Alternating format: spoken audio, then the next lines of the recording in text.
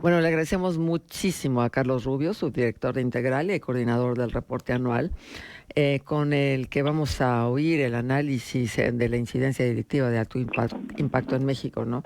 Cómo se está comportando la inseguridad en este momento, a cuánto asciende la cifra de homicidios dolosos, qué pasa con los homicidios, específicamente en Sinaloa, en Tabasco. ¿Es verdad esto que han dicho, que Estados Unidos señala 3 estados específicamente de la República, Durango, Tamaulipas y Sinaloa, como estados de riesgo donde no debe haber inversión norteamericana?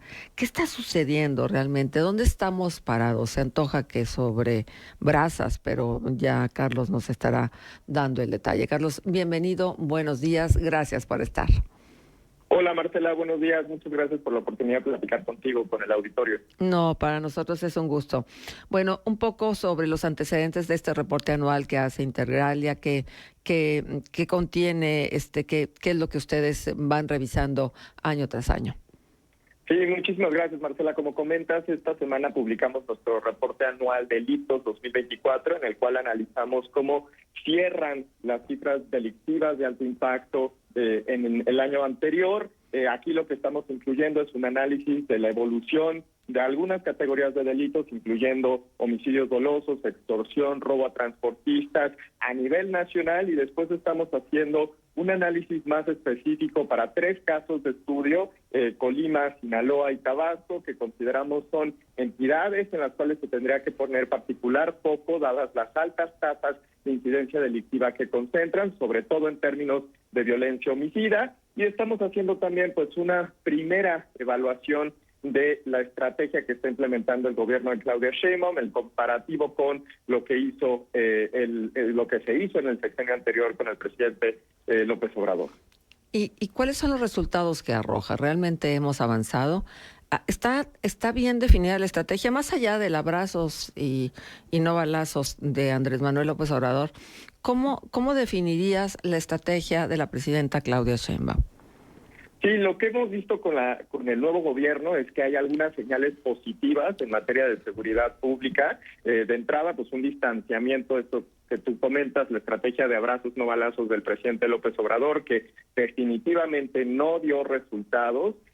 Y en este sentido, pues la nueva presidenta ha dado mucha más libertad a las Fuerzas Armadas para llevar a cabo una estrategia de enfrentamiento o de combate frontal a los grupos del crimen organizado. Estamos incluyendo ahí, por ejemplo, una cifra que publicó recientemente México Evalúa, en la que contabilizaron 61 enfrentamientos entre grupos criminales y fuerzas federales, incluyendo de la Guardia Nacional, en los primeros 100 días del gobierno de Claudia Sheinbaum, lo cual implica prácticamente el doble del número de enfrentamientos que se dieron en los primeros 100 días del gobierno de López Obrador.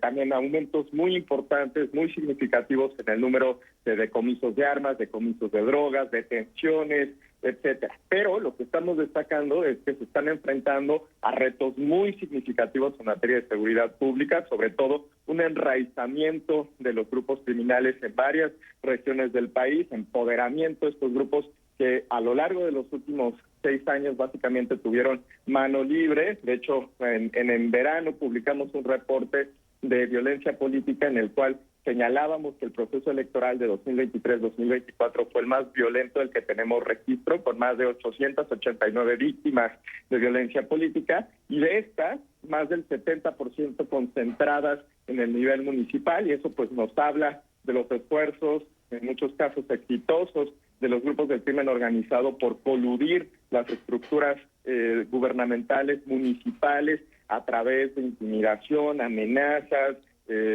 temas de extorsión, etcétera. Y pues eso es uno de los grandes desafíos que enfrenta esta administración. Por lo mismo creemos que va a ser difícil que puedan dar resultados positivos contundentes en el corto plazo. De hecho, creemos que la situación de seguridad probablemente va a empeorar antes de que pueda mejorar. Uh-huh. Bueno, es un panorama difícil, y sobre todo un panorama difícil cuando estamos siendo evaluados día tras día de lo que se hace en relación a la materia del crimen organizado en nuestro país, ¿no? O sea, esta situación que estamos viviendo en la relación con Estados Unidos, ¿cómo afecta y si implica un rediseño de la estrategia? Sí, justo lo que, como comentas, de la llegada de Donald Trump a la presidencia de Estados Unidos, sin duda, ha hecho que la seguridad se convierta en un tema prioritario para la nueva administración, un tema que ocupa la agenda de la presidenta en el día a día. Al inicio, lo que habíamos empezado a identificar eran presiones al interior de Morena, de la coalición gobernante, para que se abandonara la nueva estrategia que se estaba implementando, que se regresara a una estrategia de abrazos no balazos, de permitir un poco más laxamente las operaciones del crimen organizado, pero creemos que con estas presiones, exigencias que vienen desde Washington, ese escenario prácticamente se diluye, ya es prácticamente seguro que se va a mantener, incluso reforzar la nueva estrategia que está implementando el secretario García Harfuch, y que es sobre todo una estrategia muy mediática, enfocada, como decía, en detenciones, en decomisos sobre todo de fentanilo, para poder mandar ese mensaje a Estados Unidos de que en México se están tomando cartas en el asunto, como una forma de disuadir o tratar de contener acciones unilaterales por parte de las agencias de seguridad y procuración de justicia estadounidenses, sobre todo en el marco de que hoy ya pues se oficializa la designación de algunas organizaciones criminales mexicanas como terroristas globales. Uh-huh. Ahora, ¿hay conciencia de lo que está pasando en estos estados que ustedes están señalando en el reporte anual, que tienen un comportamiento en materia de inseguridad bastante extraño, porque no eran los focos de atención en materia de seguridad? Por ejemplo, Tabasco, Colima, Nayarit. Correcto, justo en el caso de Tabasco, lo que vemos es que desde 2018 las cifras oficiales señalaban una tendencia a la baja en la mayoría de los delitos de alto impacto, que se rompió por completo en 2023, en el comparativo entre 2023 y 2024, prácticamente todas las categorías de alto impacto aumentaron en Tabasco. Es el caso, por ejemplo, de la tasa de carpetas de investigación por homicidio doloso, que creció más de 200% en ese año, y aquí pues como resultado de una ruptura en una alianza que existía entre el Cártel Jalisco Nueva Generación y una organización local que se llama La Barredora, para tratar de controlar los mercados ilícitos que operan en ese estado, incluyendo el tráfico de migrantes, dado la frontera que comparten con Guatemala, y el huachicoleo por toda la infraestructura petrolera que tiene Pemex en esa entidad. Y lo que estamos viendo es que para algunos de estos casos, específicamente para el caso de Tabasco, no queda claro todavía si se está dando una atención prioritaria por parte del gobierno federal para atender la situación en el estado, a diferencia de lo que está ocurriendo en Sinaloa, en donde pues en el último año, como sabemos, hubo un aumento también muy importante en la tasa de homicidios dolosos como resultado de esta disputa entre los Payitos y los Chapitos, pero aquí sí hemos visto un énfasis del gobierno federal para tratar de contener esa violencia, con el despliegue de más elementos de la Guardia Nacional, incluso visitas constantes, frecuentes del secretario García Harfuch a la entidad, pero pues, en última instancia la situación de seguridad en Sinaloa sigue siendo muy difícil, y la resolución de ese conflicto se vislumbra poco probable en el corto plazo, hasta que se logre un nuevo equilibrio al interior de esta organización. Sabemos que los grupos criminales han tenido que diversificar sus actividades y que ya no nada más es la droga su ámbito de competencia. ¿Hacia dónde han extendido sus brazos los criminales, y si hay estados que particularmente estén experimentando pues lo lacerante que es la extorsión, el derecho de piso, todas estas modalidades que la verdad es que han hecho mucho daño a los agricultores, a los industriales, a los transportistas? Sí, justo como comentas, los cárteles ya no se dedican exclusivamente a la producción y trasiego de drogas a Estados Unidos, Europa, etcétera. Ahora han diversificado sus carteras, entre comillas, de negocio para incluir, como mencionabas, la extorsión, el cobro de piso, el tráfico de migrantes, el tráfico de animales en peligro de extinción, la tala ilegal, la minería ilegal, es decir, una amplia variedad de delitos que les están generando ingresos importantes. En el caso de la extorsión, por ejemplo, lo que las cifras oficiales señalan es que en el comparativo entre 2018 y 2024, las tasas de carpetas de investigación por extorsión crecieron 45%, y hay entidades en las que los aumentos son verdaderamente preocupantes, como es el caso de Michoacán, en donde, pues como comentabas, los productores de limón, de aguacate, se enfrentan todos los días a tener que pagar una extorsión, un uso de suelo a los grupos criminales que operan en esa entidad para poder seguir operando. Y este es un tema que va a ser particularmente sensible ahora que se concreta la designación de algunos cárteles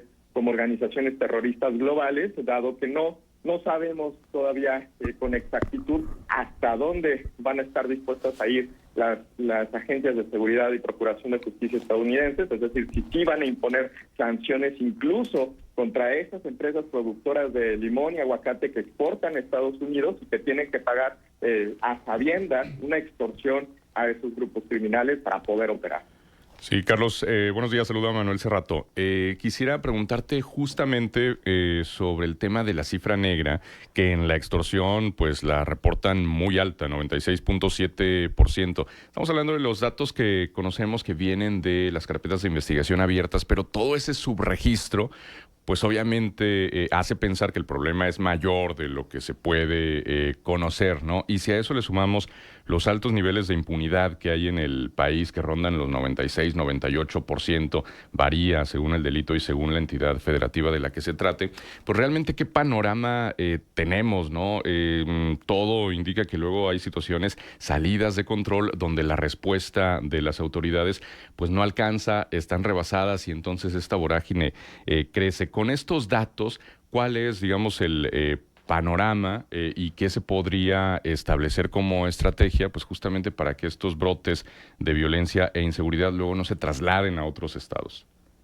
Sí, justo como comentas, en el caso de la extorsión, la cifra negra casi del 97%, eso implica que se están reportando o se están abriendo carpetas de investigación para menos del 4% del total de los delitos o de los casos de extorsión que probablemente se registran en el país. También vemos un subregistro importante, por ejemplo, en el caso del robo a transportista. Nos llamó muchísimo la atención que para Guerrero, por ejemplo, no se abrió ninguna carpeta de investigación en 2024, a pesar de los reportes recurrentes en medios de comunicación sobre robos a transportes de carga que transitan en las carreteras de esa entidad y las manifestaciones de choferes en ese estado que se niegan a seguir transitando por esas carreteras porque no se garantizan las condiciones de seguridad necesarias. Aquí, como comentas, el reto es mayúsculo, hay una desconfianza importante en las instituciones de seguridad, tanto desde las policías de tránsito, municipales, estatales, hasta los ministerios públicos, las fiscalías, etcétera, y también una desconfianza, una creencia de que denunciar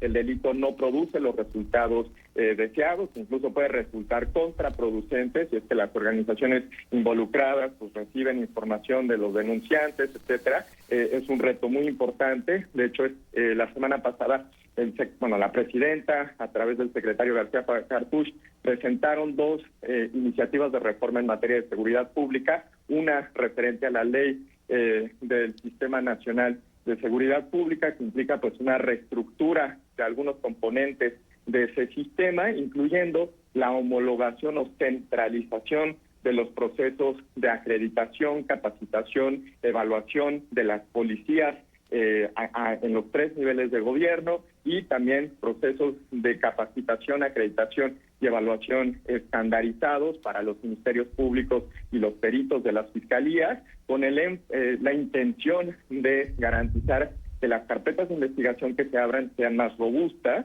y que con eso se reduzcan los casos de desechamiento en las instancias judiciales para tratar de contener o reducir los niveles de impunidad. Es una iniciativa que tiene pues que supone varias oportunidades de mejoría en términos de procuración de justicia, pero que también enfrentará retos muy importantes ya a la hora de la implementación. Ahí se estipula, por ejemplo, un plazo de 120 días para que se establezcan los lineamientos que tienen que regir ese nuevo actuar las policías estatales, municipales, peritos, ministerios públicos, etcétera. Es un plazo muy corto y además pues, no implica un aumento presupuestal para los estados y los municipios que se enfrentarán pues justo a una insuficiencia de recursos para poder hacer los cambios que estos nuevos lineamientos implicarían. Sí, sobre el fentanilo, Carlos, quisiera preguntarte ahora que hablabas de la respuesta que ha tenido México, las acciones que ha implementado producto de las presiones en Estados Unidos. Aquí luego las autoridades hablan de que el consumo no está tan pronunciado, pero luego vemos que hay narcolaboratorios, que luego se realizan decomisos, que sí hay trasiego, pero se sigue señalando que el consumo es bajo en términos generales. ¿Cómo es la realidad y la dinámica del fentanilo ahora mismo en el país?